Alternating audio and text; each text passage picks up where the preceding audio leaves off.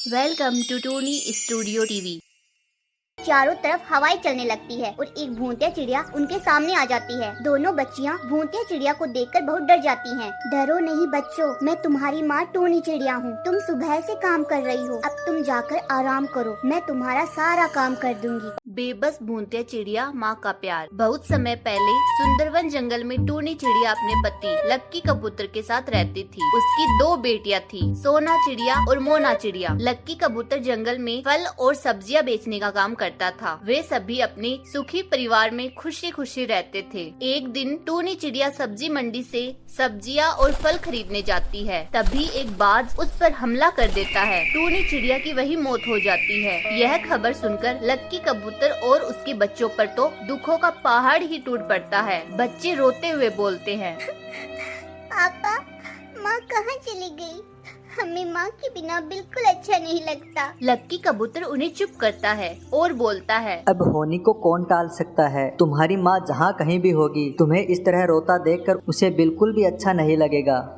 फिर लक्की कबूतर दोनों बच्चों को खाना खिलाता है। अब लक्की कबूतर की जिंदगी इसी तरह गुजरने लगी। उसका सारा समय बच्चों की देखभाल में ही गुजर जाता। एक दिन लक्की कबूतर की चाची उससे मिलने उसके घर आती है। चाची लक्की कबूतर को समझाती है, लक्की बेटा, कब तक घर में पड़ा पड़ा बच्चों की देखभाल करता रहेगा? अगर इसी तरह कमाना छोड़ दिया तो तुम्हारे घर खाने के भी लाले पड़ जाएंगे। अब तुम ही तो बताओ चाची, मैं करूँ भी तो क्या? इस तरह बच्चों को अकेला घर में भी नहीं छोड़ सकता। अगर तू मेरी मानी तो दूसरी शादी कर ले, फिर बच्चों को भी नई माँ मिल जाएगी और तू भी बेफिक्र होकर काम पर जा सकेगा। लक्की कबूतर को अपनी चाची का यह सुझाव बहुत पसंद आता है। कुछ समय बाद वह पिंकी चिड़िया नाम की एक चिड़िया से शादी कर लेता है। पिंकी चिड़िया 2 महीनों तक तो बच्चों से खूब प्यार करती है और उनका अच्छे से ध्यान भी रखती है। लेकिन 2 महीने बाद वह एक अंडा देती है, जिसके बाद उसके तेवर बिल्कुल ही बदल जाते हैं। बात बात पर उनको डांटती, मारती और उन पर बहुत अत्याचार करने लगी।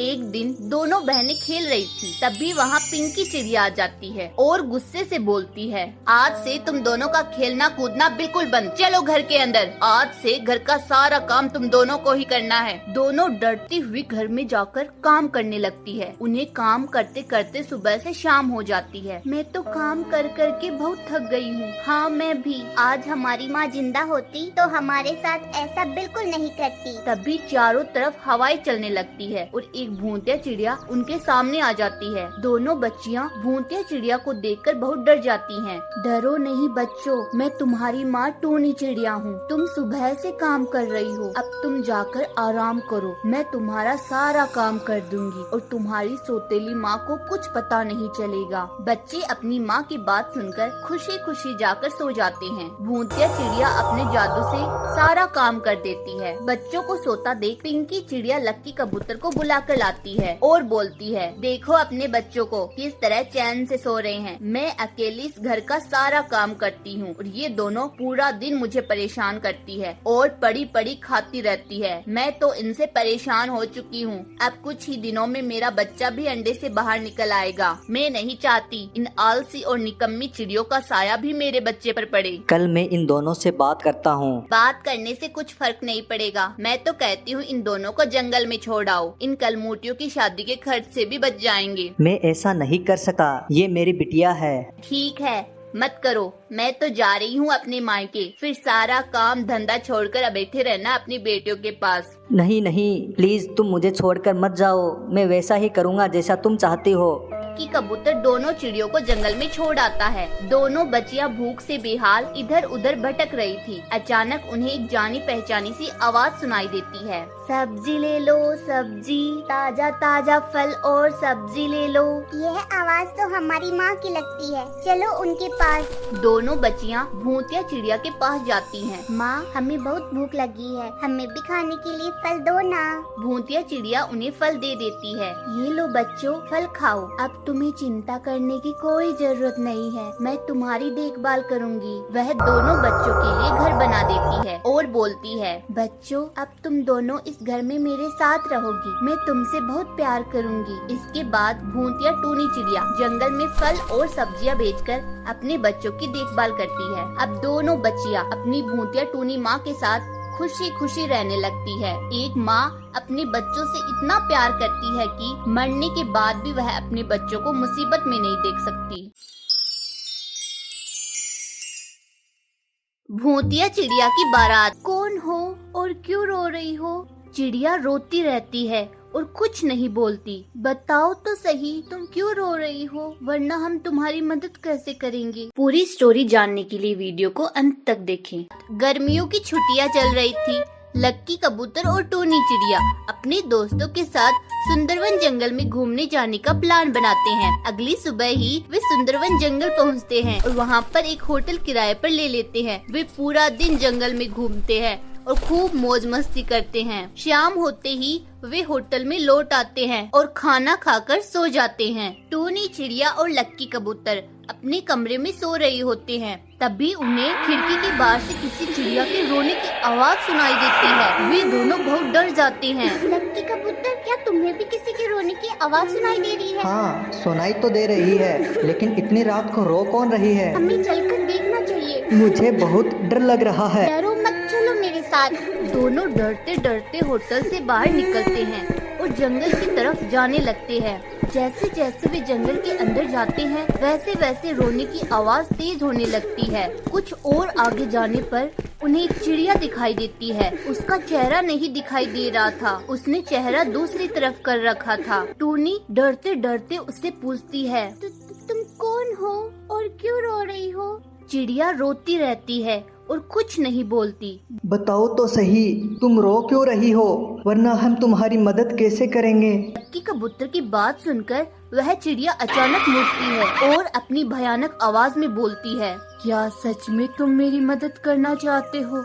जैसे ही टूनी और लक्की कबूतर उसका चेहरा देखते हैं, वे बहुत घबरा जाते हैं, क्योंकि वह कोई साधारण चिड़िया न होकर एक भूतिया चिड़िया होती है। वह बिल्कुल दुल्हन की तरह सजी हुई थी। उसे देखते ही वे दोनों वहाँ से भाग जाते हैं और भागते भागते अपने होटल के कमरे में पहुँच जाते हैं। उस रात उन्हें बिल्कुल नींद नहीं आती और जैसे तैसे वह रात गुजारते हैं। अगले दिन सुबह वे उस भूतिया दुल्हन चिड़िया के बारे में सबको बताते हैं, लेकिन कोई भी उनकी बात पर यकीन नहीं करता और बस यही बोलते कि तुम्हें कोई वहम हुआ होगा। दिन तो घूमते घूमते निकल जाता है, लेकिन जैसे ही रात होती है और वे सोने के लिए कमरे में जाते हैं, उन्हें फिर से उसी चिड़िया के रोने की आवाज सुनाई देती है। मुझे उस दुल्हन चिड़िया के बारे में जानना है कि आखिर उसके साथ हुआ क्या।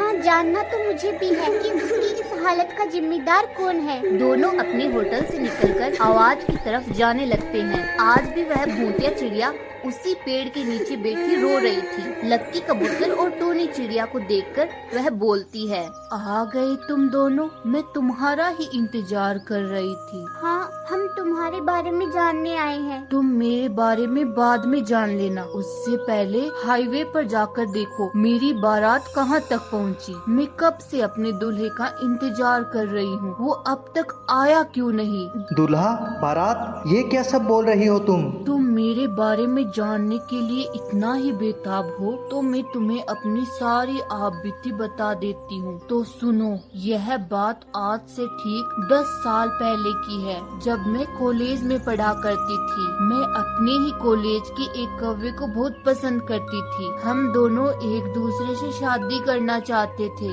जब मैंने यह बात अपने पापा से कही तो उन्होंने शादी के लिए साफ मना कर दिया, क्योंकि मैं जिस कव्य से शादी करना चाहती थी वह बहुत ही गरीब था और मेरे पिताजी ठहरे एक बहुत बड़े बिजनेसमैन। लेकिन मैं उनकी इकलौती बेटी थी, इसलिए उनको मेरी जिद के आगे अपने घुटने टेकने ही पड़े। वे शादी के लिए मान गए और शादी की तारीख भी तय हो गई। शादी के दिन मैं दुल्हन बनकर अपनी बारात की राह देख रही थी। मैंने कौवे को फोन करके पूछा तो उसने बताया कि बारात घर से निकल चुकी है और हम सभी नाचते गाते आ रहे हैं। मैं मन ही मन यह सोचकर बहुत खुश हो रही थी कि अब कुछ ही देर में मेरी बारात आ जाएगी, फिर मेरी शादी हो जाएगी। लेकिन बहुत देर इंतजार करने के बाद भी जब बारात नहीं आई तो मैंने बार बार कौवे को फोन ट्राई किया, लेकिन उसने फोन नहीं उठाया। कुछ देर बाद खबर आई कि दुल्हन सहित पूरी बारात की किसी ने हत्या कर दी।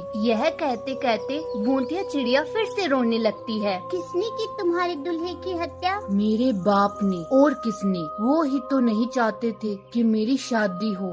लेकिन तुम यह बात इतने यकीन से कैसे कह सकती हो कि तुम्हारे पापा ने ही हत्या करवाई थी? क्योंकि मैंने उन्हें उनके दोस्त से बात करते हुए सुन लिया था कि अब हमारा रास्ता बिल्कुल साफ है, मेरी बेटी की शादी तुम्हारे बेटे से ही होगी। इतना सुनते ही मैं दौड़कर अपने कमरे में चली गई और वहीं जहर पीकर अपनी जान दे दी। उसी दिन से मेरी आत्मा अपने दूल्हे के इंतजार में इसी तरह भटक रही है। तो क्या अब तुम्हारी आत्मा को शांति कभी नहीं मिलेगी? नहीं, मेरी आत्मा को शांति तो मेरे दूल्हे की हत्यारे को मारकर ही मिल सकती है, और वह मैं कर नहीं सकती क्योंकि मैं अपने ही बाप को नहीं मार सकती। इसलिए मेरी आत्मा पिछले 10 सालों से इस जंगल में भटक रही है। भूतिया चिड़िया की दुख भरी कहानी सुनने के बाद लक्की कबूतर और टूनी अपने होटल में चले जाते हैं। वे तो कुछ दिनों बाद वापस अपने जंगल लौट जाते हैं, लेकिन उस भूतिया चिड़िया की आत्मा आज भी उस सुंदरवन जंगल में भटक रही है और उस होटल में आने वाले पक्षियों को उसके रोने की आवाज सुनाई देती है। हमारी वीडियो का कौन सा पार्ट आपको अच्छा लगा कमेंट करके बताइए, और हाँ, वीडियो अच्छी लगी हो तो इसे लाइक करें, शेयर करें और हमारे चैनल को जरूर सब्सक्राइब करें। Thanks for watching.